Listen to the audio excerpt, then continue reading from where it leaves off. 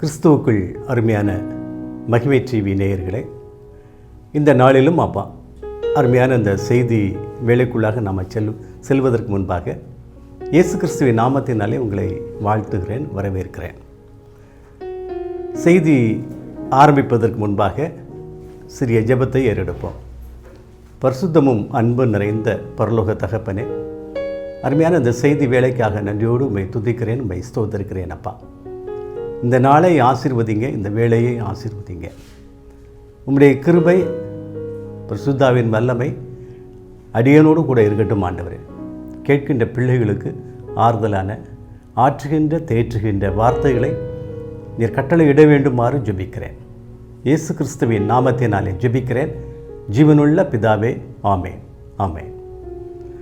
அருமையான தேவனுடைய பிள்ளைகளே, நம்முடைய ஆண்டவர் வல்லமை உள்ள ஆண்டவர். நம்முடைய ஆண்டவர் அவரை நம்புகிறவர்களுக்கு இரக்கங்களை கட்டளையிடுகின்ற ஆண்டவர். அவருடைய ஒவ்வொரு செயல்பாடும் சற்று வித்தியாசமாக காணப்படும். ஒவ்வொருவருக்கும் ஒவ்வொரு விதமாய் அவரவருடைய தாளந்துக்கு ஏற்றாற் போல தேவன் கிருபைகளையும் இரக்கங்களை செய்கிற ஆண்டவராய் இருக்கிறார். ஆண்டவரை அண்டிக் கொண்ட ஒவ்வொருவருக்கும் அவர் ஆறுதலையும் தேறுதலையும் கொடுக்கிற ஆண்டவர்.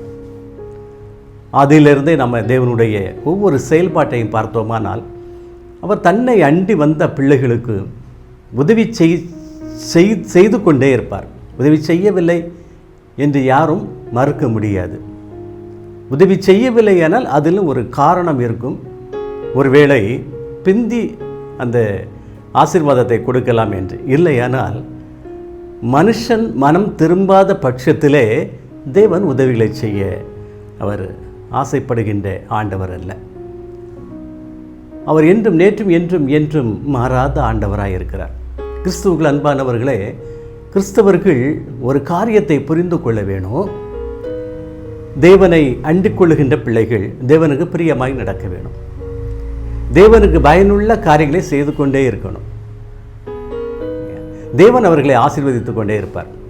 தேவனுக்கு பிரியமாய் நடக்காமல் இல்லையா, தேவனுடைய காரியங்களிலே நாம் பின்வாங்கினோமானால் தேவன் அதில் ஆசீர்வாதத்தை கொடுக்கிற ஆண்டவர் அல்ல. இதை புரிந்து கொள்ள வேணும். என்னுடைய வாழ்க்கையில் எனக்கு தோல்வி தான் இருக்கிறது, வெற்றியே இல்லை என்றால் ஏன் அப்படிங்கிற ஒரு கேள்விக்குறியோடு ஆண்டவரை நோக்கி பார்க்கணும் இல்லையா. ஆண்டவருடைய பாதத்தில் நம்ம அமர்ந்து அவரை பார்த்து கொண்டே இருந்தோமானால், நம்முடைய விண்ணப்பங்களை ஏறெடுத்து கொண்டே இருந்தோமானால் தேவன் ஒரு வழியிலே நமக்கு உணர்த்துவார். அவர் உணர்த்துகிற ஆண்டவர். ஒவ்வொருவருக்கும் அவரவருடைய பாவங்களை உணர்த்துகிற ஆண்டவர் நம்முடைய ஆண்டவர். நாம் இதிலே கவனமாக இருக்க வேணும். எல்லாருக்கும் ஆசீர்வாதம் முக்கியம்தான், எல்லாருக்கும் செழுமை முக்கியம்தான், எல்லாருக்கும் கிருபையும் முக்கியம்தான் இல்லையா. ஆனால் இவைகளில் எப்போ கிடைக்குமான ஆண்டவருக்கு பிரியமாக நம்முடைய காரியத்தை செய்து கொண்டே இருக்க வேணும். இதில் நம்ம சோம்பலாக இருக்கக்கூடாது, சோர்ந்து போய் விடக்கூடாது, பின்வாங்கி போய் விடக்கூடாது. சரி, ஆண்டவருக்கு பிரியமற்ற காரியத்தை செய்யலை அப்படின்னு சொன்னால் என்ன செய்யணும்? நம்ம ஆண்டவர்கிட்ட அறிக்கையிடணும், பாவங்களை அறிக்கையிடணும். இதில் நம்ம கவனமாக இருக்க கற்றுக்கொள்வோம். சரி, ஒவ்வொரு பிள்ளைகளுக்கும் தேவன் வெவ்வேறு விதமாய் அவர் கிருபைகளை செய்கிற ஆண்டவர் என்பதை நம்ம பார்த்தோம். இன்றைக்கு நம்ம பார்க்கிற முதல் காரியமே அவர் நம்பிக்கையின் தேவன். அவருடைய நாமங்களில் ஒன்று, அவருடைய பெயர்களில் ஒன்று கொடுக்கப்பட்டிருக்கு, நம்பிக்கையின் தேவன். எப்படி பாருங்கள், நீதிமொழிகள் 28ஆம் அதிகாரம் 25ஆம் வசனம் இப்படி சொல்லுகிறது, கர்த்தரை நம்புகிறவன் செழிப்பான். கர்த்தரை நம்புகிறவன் கண்டிப்பாக செழிப்பானான். செழிப்பு அப்படி சொன்னால் அது ஒரு 23ஆம் சங்கீதத்திலே இப்படி சொல்லப்பட்டிருக்கு, கர்த்தர் என் மேய்ப்பராக இருக்கிறார், நான் தாழ்ச்சி அடைகிறேன். அவர் என்னை புல்லுள்ள இடங்களில் மேய்த்து அமர்ந்த தண்ணீர்கள் அண்டைகளில் என்னை கொண்டு போய் விடுகிறார். ஆண்டவர் வழி நடத்துகின்ற ஆண்டவர். அழகாக சொல்கிறார் பாருங்கள், நான் உனக்கு போதித்து உன்னை வழி நடத்துவேன் அப்படின்னு சொல்கிறார். நான் உனக்கு போதித்து வழி நடத்துவேன், கண்ணை வைத்து உனக்கு என்ன செய்வேனா ஆலோசனை சொல்லுவேன் அப்படின்னு சொல்கிறார். அப்போ ஆண்டவருக்கு பிரியமான காரியங்களை செய்து கொண்டே இருந்தோமானா இல்லையா, அவர் எங்கே கொண்டு போய் விடுவார் தெரியுமா? நம்ம இல்லையா, நீர்ப்பாய்ச்சலான இடத்துல கொண்டு விடுவார். தேவன் நம்மை வழி நடத்துகின்ற ஆண்டவர். இங்கே என்ன சொல்லப்பட்டிருக்கு பாருங்கள், நீதிமொழிகள் 28-25 கர்த்தரை நம்புகிறவன் கண்டிப்பாக செழிப்பான். அவன் எப்படி இருக்க மாட்டான், அவன் சோடையாக போக மாட்டான். அவன் யாராக இருந்தாலும் சரிதான், ஒரு விவசாயியாக இருந்தாலும் சரிதான், பேங்கில் வங்கிகளில் பணிபுரிகின்ற ஒரு நபராக இருந்தாலும் சரிதான், ஒரு ஆசிரியனாக இருந்தாலும் சரிதான், ஒரு ஆசாரியனாக இருந்தாலும் சரிதான், யாராக இருந்தாலும் சரிதான், சாதாரண ஒரு மனுஷனாக இருந்தாலும் சரி, ஒரு கூலி தொழிலாளியாக இருந்தாலும் சரிதான். இதை பற்றி நீங்கள் கவலைப்படாதீங்க. அது அவரவருக்கு கொடுக்கப்பட்ட தாளந்து, அவரவருக்கு கொடுக்கப்பட்ட தாளந்தில் சந்தோஷமாக இருங்கள். ஆண்டவர் அதில் பிரியமாக இருக்கிறார். அவரவர் தாளந்தில் நீங்கள் குறையே செய்யாதீங்க. என்ன தாளந்து கொடுத்துருக்கிறாரோ அதை வைத்து நீங்கள் வேலை செய்து கொண்டே இருங்க. எனக்கு நான் ஒரு ராஜாவா இல்லையா, இல்லை நான் ஒரு மந்திரியாக இல்லையா, எனக்கு ஒரு உன்னதமான நிலைமை எனக்கு கிடைக்கல, அப்படிலாம் நினைக்காதீங்க. இருக்கிறவைகளை கொண்டு நீங்கள் முன்னேறுங்க. தேவன் உங்களை உயர்த்த வல்லவராக இருக்கிறார். நல்ல ஒரு உதாரணம் நம்ம அடிக்கடி சொல்லிக்கொண்டே இருக்கிறோம். தாவீது ராஜா தான். அவன் என்ன செய்திருந்தான், சாதாரண ஆடுகளை மேய்த்து கொண்டு இருந்தான். அவனுடைய மற்ற 6 சகோதரர்கள் என்ன செய்தாங்க தெரியுமா, அரசாங்கத்தில் உத்தியோகத்தில் இருந்தாங்க. ஆனால் தேவன் உயர்த்தியது ஆடுகளை மேய்த்தவனைத்தான் ஆண்டவர் என்ன செய்தார், உயர்த்தினார். இது நாம் நிறைய இந்த வசனங்களை நிறைய நம்ம பார்க்குறோம். நிறைய பேருடைய வரலாறு அப்படி தான் சொல்லப்பட்டிருக்கிறது. இங்கே தேவன் தன்னை நம்புகிறவர்களுக்கு செழிப்பான ஆசீர்வாதத்தை கொடுப்பாராம். அப்போ ராஜாவுக்கு மட்டும்தான் கொடுப்பாரா, மந்திரிக்கு மட்டும்தான் கொடுப்பாரா, அல்லது பெரிய பணக்காரன் மட்டும்தான் கொடுப்பாரா அப்படின்னு கிடையாது. யார் யாரெல்லாம் நம்புகிறாங்களோ அவங்களுக்கு அவங்களுடைய தேவைகளை தேவன் பூர்த்தி செய்வார்.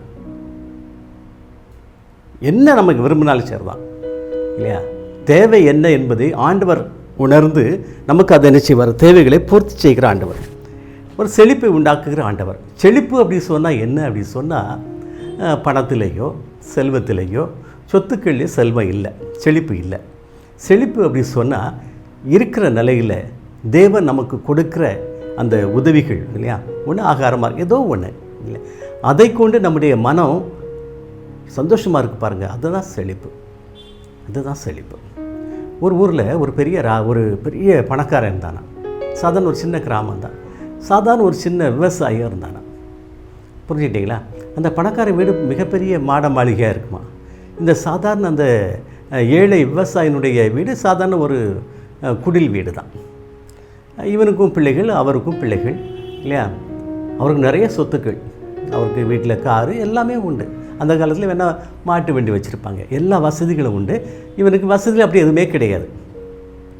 ஆனால் அந்த பணக்காரனை காட்டிலும் செல்வந்தனை காட்டிலும் இந்த ஏழை விவசாயி வீட்டில் எப்பவுமே சந்தோஷமாக இருப்பாங்களாம், சமாதானமாக இருப்பாங்களாம். அவங்க வீட்டில் பிள்ளைகள், மனைவி எல்லாரும் சேர்ந்து நல்லா ஜாலியாக பேசி எடுத்து சந்தோஷமாக இருப்பாங்களாம். அவங்களுடைய முகத்தை பார்த்தா எப்பவுமே சந்தோஷமாக தான் இருக்குமா.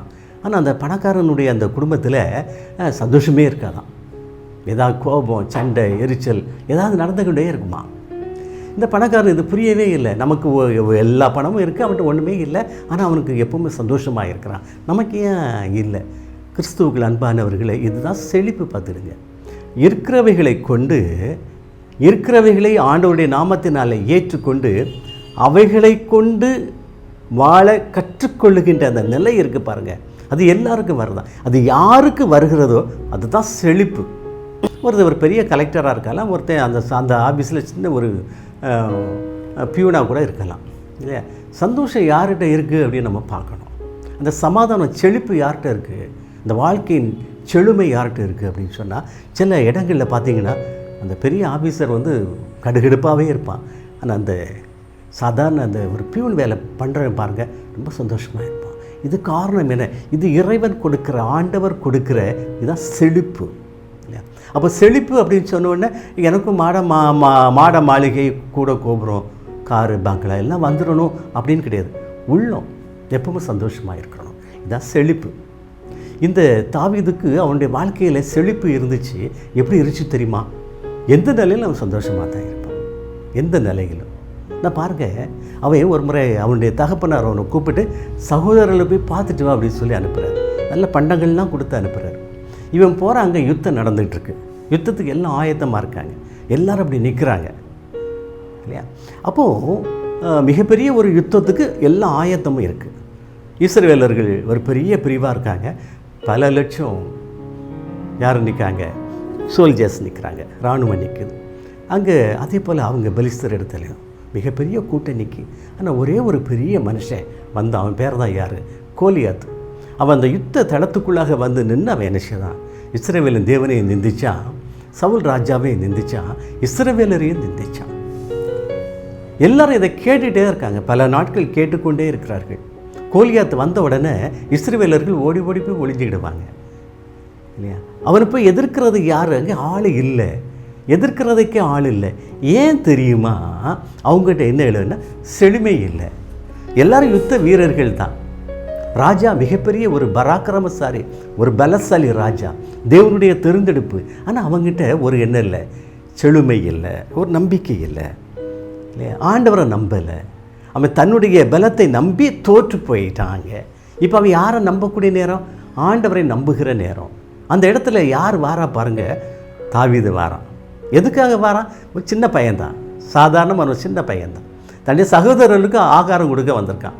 அவனுடைய சகோதரர்கள் ஒரு சிலர் அங்கே யாராக இருக்காங்க? அங்கே யுத்த வீரர்களாக இருக்காங்க, பராக்கிரமசாலிகளாகவும் இருக்கிறாங்க. ஆனால் யாருமே அந்த கோலியாத்தை எதிர்த்து யாருமே என்ன செய்யலை, நிற்கலை. ஆனால் யார் நிற்கிறா பாருங்க? இந்த தாவீது நிற்கிறான். அவனுடைய வார்த்தைகளை கேட்டால், வார்த்தைகளை கேட்ட மாத்திரத்தில் அவனுக்குள்ளாக கோபம் பற்றி எறிந்தது. என்ன வார்த்தை தெரியுமா? அந்த கோலியாத்து நிந்தித்தது யாரை தெரியுமா? இஸ்ரவேலின் தேவனை நிந்தித்தா. இது இவனுக்கு கோபமாக இருந்தது. என்னுடைய தேவனை நிந்திக்க இவை யார் அப்படி சொல்லிட்டு யுத்த களத்தில் இறங்கினான் பாருங்க. அவன் முழுவதுமாக இரும்பு கவசம் அணிஞ்சிருக்கிறான். யார்? கோலியாத்து. தாவீதுகிட்ட இரும்பு கவசம் இல்லை. சவுல் ராஜா இவனுக்கு இரும்பு கவசத்தை இவனுக்கு போர்த்தி விடுறான். அதை கொண்டு நடக்க இவனால் முடியாது. அந்த அப்பியாசம் இவனுக்கு இல்லை, அந்த பயிற்சி இல்லை. அப்போ அவன் சொல்கிறான் இல்லையா, இந்த கோலியாத்தை கொல்லுவதற்கு தேவன் எனக்கு பலன் கொடுப்பார் அப்படின்னு சொல்லிட்டு அவன் போகிறான். அவன் கையில் என்ன யுத்த ஆயுதம் என்ன இருக்குது தெரியுமா? யுத்தத்துக்கு வரதை போனால் என்ன ஆயுதம் இருக்கணும் இல்லையா? ஈட்டி இருக்கணும், இல்லைன்னா ஏதாவது ஒன்று இருக்கணும். இவன் என்ன கொண்டு போனான் தெரியுமா? ஒரு கவன் கல், ஒரு கவன், 5 கற்கள், இதை தான் கொண்டு போனான். கொண்டு போனால் எல்லாருக்கும் சிரிப்பு. யாருக்கும் சிரிப்பு? கோலியாத்துக்கும் சிரிப்பு, கோலியாத்துக்கும் சிரிப்பு. ஆனால் அந்த யுத்தத்தில் வின் பண்ணது யார் தெரியுமா? தாவீது தான். ஏன் தெரியுமா? இவன் அவ்வளோ பெரிய ஒரு யுத்த வீரனை கொல்வதற்கு இவன் வைத்த நம்பிக்கை யார் மேலே தெரியுமா? தன்னுடைய ஆண்டவர் மீது இல்லையா? இப்போ பாருங்கள், அந்த இடத்துல எல்லாரும் என்ன சொன்னாங்க இல்லையா? சவுல் கொண்டது 1000, தாவீது கொண்டது 10000 என்று ஸ்திரீகள்லாம் பாடினாங்க. உலகமே அந்த பாட்டை பாடிச்சு இல்லையா? செழுமை யாரிடமாக திரும்பியது அப்படின்னு சொன்னால், சவுலிடத்திலிருந்து யாரிடமாய் திரும்பியது? யுத்த வீரன் அல்லாத சாதாரண ஒரு மேய்ப்பன் இல்லையா, ஆடுகளை மேய்க்கிற ஒரு சிறுவனிடமாக திரும்பியது இல்லையா? இதுதான் செழுமை. செழுமை இதுதான் செழுமை. இதுதான் வாழ்க்கையினுடைய செழுமை. அப்போது நாம் தேவனுடைய பிள்ளைகளாக இருக்கிறோம். எந்த நிலையில் இருக்கிறோமோ அந்த நிலையில் முன்னேறிக்கொண்டே இருக்கிறோமா? முன்னேறிக்கொண்டே இருக்கிறோமா இல்லையா? முன்னேற்றம் இல்லை என்றால் நம்ம யாரை விட்டுட்டோம் அப்படின்னு சொல்லி அர்த்தம் தெரியுமா? தேவனை விட்டுட்டோன்னு அர்த்தம்.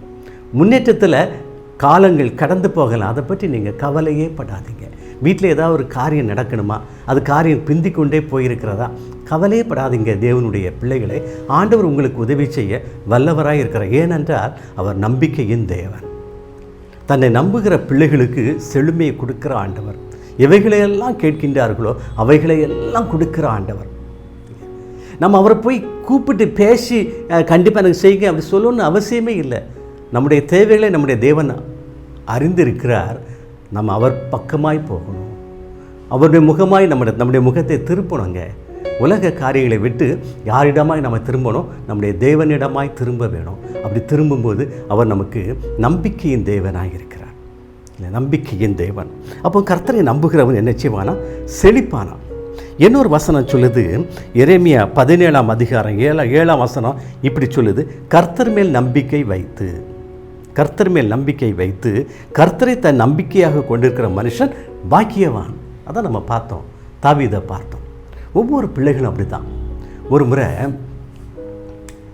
ராஜாக்கள் காலத்துக்கு இஸ்ரவேலர்களை ராஜாக்கள் அரசாளுவதற்கு முன்பாக இல்லை, யார் தான் அவங்கள அரசாண்டாங்க?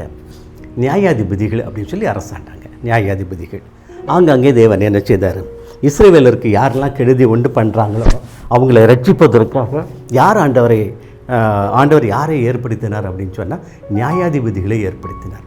கிறிஸ்துவில் அன்பானவர்களே, இன்றைக்கு கூட சில ஊர்களில் பாருங்கள் இல்லையா, எந்த கேஸுக்குமே போக வேண்டாம். அந்த ஊரில் ஒரு பெரிய மனுஷன் உட்காந்து நியாயம் விசாரிச்சுட்டு இருப்பார். இது ஆதி காலத்தினுடைய அதே செய்கை தான் இல்லையா?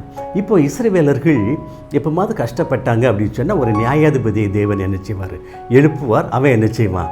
எதிரி ராஜாக்களை எல்லாம் மடங்கடித்து அவன் என்ன செய்வான்? இஸ்ரவேலருக்கு ஒரு விடுதலையை வாங்கி கொடுப்பான். இஸ்ரவேலருக்கு விடுதலையை வாங்கி கொடுப்பான். இது அப்படி நடந்து கொண்டே வருகிறது. ஒரு முறை யார் வராங்க அப்படின்னு சொன்னால் மீதியானரும் அமலேக்கியரும் எழும்பி வராங்க. யாருக்கு விரோதமாக எழும்பி வராங்க? இஸ்ரவேலருக்கு விரோதமாக எழும்பி வராங்க. ஏன் இஸ்ரவேலருக்கு விரோதமாக எழும்பினாங்க? நல்ல கவனிங்க. மீதியானியரும் அமலேக்கியரும் எதற்காக இஸ்ரவேலர் மீது போர் தொடுக்க வந்தார்கள் அப்படின்னு சொன்னால், இஸ்ரவேலர்கள் தாங்கள் சந்தோஷமாக வாழ்கின்ற காலத்தில் ஆண்டவர் நோக்கி ஜெபிச்சுக்கிட்டே இருக்காங்க. ஆண்டவர் நோக்கி முறையிடுவாங்க. கஷ்டங்கள்லாம் வரும்போது ஆண்டவர் நோக்கி முறையிடுவாங்க. ஆண்டவர் அவர்களுக்கு விடுதலையை கொடுக்கும்போது, ஒரு ஆசீர்வாதத்தை கொடுக்கும்போது, ஒரு செழுமையை கொடுக்கும்போது இவங்க என்ன செய்கிறாங்க? இவங்க தெரியுமா? ஆண்டவரை மறந்துடுவாங்க. உலக காரியங்களில், உலக சிற்றின்பங்களில் இவங்க ஈடுபட ஆரம்பிச்சிருவாங்க. இப்போ உலக காரியங்களில், உலக சிற்றின்பங்களில் ஈடுபட நம்ம யாரை மறந்துடுறோம் தெரியுமா? நம்மை படைத்த ஆண்டவரை நம்ம மறந்துடுறோம். நமக்கு சரீரத்தை ஆன்மாவையும் ஆவி ஆத்மா சரீரத்தை கொடுத்த தேவனை மறந்துடுறோம் இல்லையா? தேவனை மறப்பது ஆண்டவருக்கு பிரியமற்ற ஒரு காரியம். நல்ல கவனிங்க. நீங்கள் எந்த நிலையில் இருந்தாலும் சரிதான், நீங்கள் வறுமையில் இருந்தாலும் சரிதான், நீங்கள் செழுமையில் இருந்தாலும் சரிதான், நீங்கள் சந்தோஷமாக இருந்தாலும் சரிதான், கவலையில் இருந்தாலும் சரிதான், எந்த நிலையிலும் ஆண்டவரை நம்ம மறக்கக்கூடாது. ஆண்டவருக்கு பிரியமற்ற காரியத்தை செய்யக்கூடாது இல்லையா? உலக காரியங்களுக்கு முக்கியத்துவம் கொடுக்கறதை விட ஆண்டவருக்கு நம்ம முக்கியத்துவம் கொடுக்க வேணும். ஆண்டவருக்கு முக்கியத்துவம் கொடுக்கும்போது தேவன் நம்மீது கண்ணோக்கமாக இருப்பார்.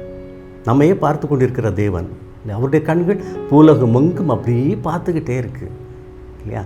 யாருக்கு என்ன தேவை என்பதை செய்ய வேண்டிய நேரத்தில் ஆண்டவர் செய்வார். ஆனால் அந்த நேரத்தில் நாம் ஆண்டவர் நோக்கி என்ன செய்யணும்? நம்ம கூப்பிடும்படியாக ஆண்டவர் எதிர்பார்க்கிறார். சரி, இப்போ பாருங்கள், ஆண்டவர் ஒவ்வொரு பிள்ளைகளுக்கும் ஒவ்வொரு காரியத்தை வச்சிருக்கிறது போல இஸ்ரவேலர் மீது அவருடைய கண்கள் எப்பொழுதும் நோக்கமாக இருக்குது. இப்போ இஸ்ரவேலருக்கு விரோதமாக யார் வந்து நிற்காங்க? மீதியானியரும் அமலேக்கியரும் வந்து நிற்காங்க. இஸ்ரவேலர்களை மடங்கடிக்கணும் இல்லை, அவங்கள அடிமையாக்கணும், அவங்கள ஆளுகை செய்யணும் அப்படின்னு சொல்லி 2 ராஜ்யங்கள் மிகப்பெரிய சேனையோடு வந்து நிற்கிறாங்க. இஸ்ரவேலரில் யார் கிடையாது? அப்போது ராஜா கிடையாது. அது யாருடைய காலம்? அது நியாயாதிபதிகளுடைய காலம். யார் ஆண்டுட்டு வர்றா அப்படின்னு சொன்னால் யாருமே அன்றைய நாளில் யாருமே என்ன கிடையாது? நியாயாதிபதிகள் கிடையாது. அப்போது அந்த வேளையில் அந்த ஊரில் ஒரு மனுஷன் தான், அவன் பேர் என்னென்னா கிதியோன் என்ன செய்கிறான் பாருங்கள். அவனுக்கு நிறைய சொத்துக்கள் இருக்குது. அவன் தன்னுடைய வயலுக்கு போய் தன்னுடைய கதிர்கட்டெல்லாம் இல்லையா, நெல் அல்லது சோளம் எல்லாத்தையுமே கதிர்கட்டெல்லாம் நினச்சிருக்கான். அடித்து அவன் பக்குவமாக சேர்த்து கொண்டே இருக்கிறான் இல்லையா? இந்த அமலேக்கியரும் மீதியானரும் என்ன செய்வாங்க தெரியுமா? முதலாவது வெள்ளாண்மைக்குள்ளாக புகுந்து இருக்கக்கூடிய எல்லா விளைச்சலும் என்ன செய்வாங்க? கொண்டு போயிடுவாங்க, இல்லைன்னா அழிச்சிருவாங்க இல்லையா?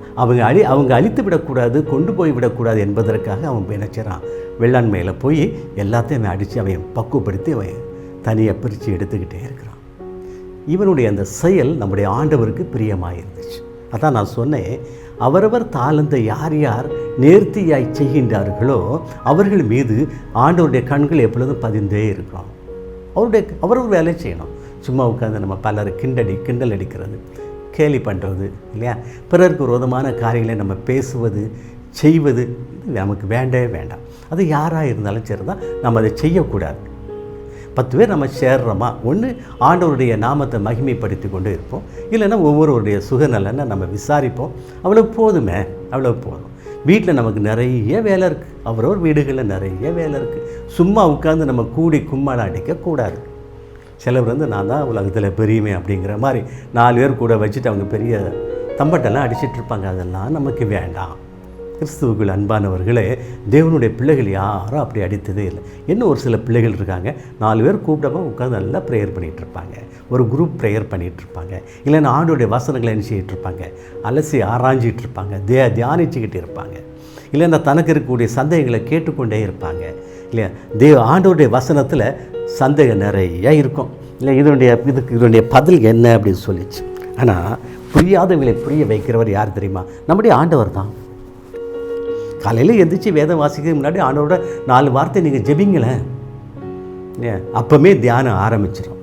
வாசிக்கிற அந்த வசனங்கள் ஒவ்வொன்றும் நம்முடைய உள்ளத்தில் அப்படியே பதிய ஆரம்பிச்சிடும். தேவன் நம்மை ஆசீர்வதிக்க ஆயுதமாக இருப்போம். அப்போ அன்றைக்குள்ள நடைமுறைகளை எல்லாம் நம்ம ஆண்டவர்கிட்ட சொல்லி நம்ம கேட்போம். இங்கே பாருங்கள், கிதியோன் உட்காந்து என்ன செய்யிட்டு இருக்கான்? அவனுடைய தாளந்து அவன் பயன்படுத்தி கொண்டே இருக்கிறான்.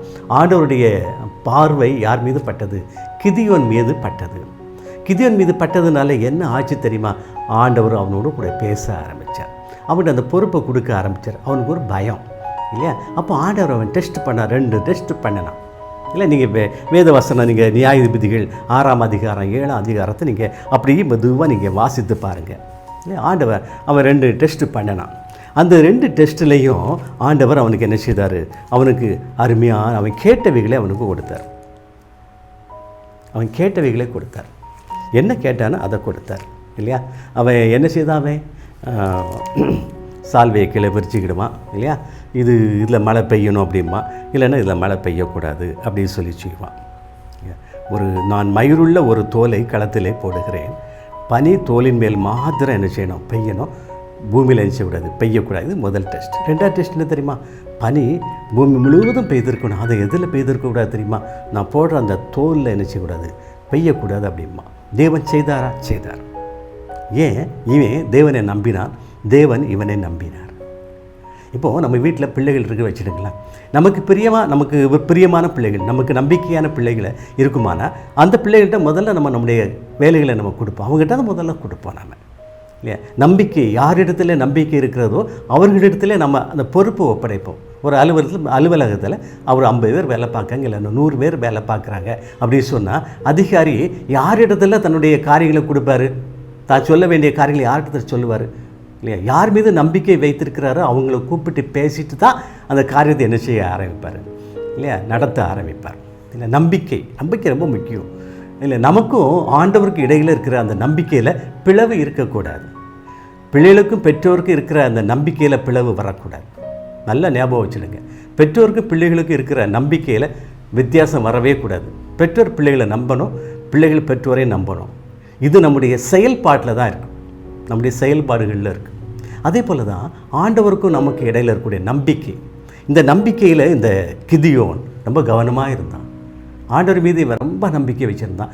தேவன் இவன் மீது நம்பிக்கை வைத்தார். நம்பிக்கை வைத்தது மட்டுமல்ல, மிகப்பெரிய பொறுப்பை யார் கையில் கொடுத்தாரு? கிதியோன் கையில் கொடுத்தார். யாரிடமாய் தாளந்துகள் பெருகும் அப்படின்னு சொன்னால், யாரிடமாய் ஆண்டவருக்கு நம்பிக்கை அதிகமாக இருக்கிறதோ அவனுக்கு தான் தாளந்து கூடும்.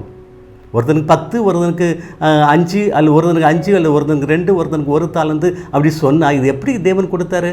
யாரிடத்துல அதிகமான தாளந்தை பெருக்கக்கூடிய அந்த வல்லமை இருக்கிறதோ அவனுக்கு அதிகமாக கொடுத்தாரு, செய்யாதவனுக்கு குறையாக கொடுத்தாரு இல்லையா? ஆனால் ஆண்டவருடைய அந்த தாளந்து அந்த விகிதம் சரியாக இருந்துச்சு. ஒரு தாளந்தை வாங்கினவன் என்ன செய்யிட்டான்? போய் புதைச்சி வச்சிட்டான். அப்போது ஒவ்வொருவருக்கும் பிறரை பற்றிய ஒரு நம்பிக்கை உண்டு. இந்த நம்பிக்கையில் கிதியோனுக்கும் ஆண்டவருக்கு இடையில் உள்ள அந்த உறவு வித்தியாசமான ஒரு உறவாக இருந்தது. அவன் ஆண்டவரை டெஸ்ட் பண்ணணும், அப்பவும் அவனுக்கு எல்லாம் அந்த பொறுப்பை கொடுத்தார். இப்போ பாருங்கள், 2 மிகப்பெரிய ராஜாக்கள் வந்து பாளையம் இறங்கியிருக்காங்க.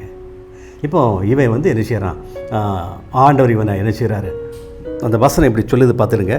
தேவ ஆவியானவர் 34ஆம் வசனம், 6ஆம் அதிகாரம் 34ஆம் வசனம், கர்த்தருடைய ஆவியானவர் கிதியோன் மேல் இறங்கினார். அப்போ தேவனுடைய காரியத்தை செய்ய நம்ம ஆரம்பிக்கும் போதே தேவனுடைய ஆவியானவர் நம்ம மீது இறங்க ஆரம்பிச்சிடுறார் இல்லை? இப்போது அவனுடைய ஒவ்வொரு செயலும் யாரால் நடத்தப்படுவது?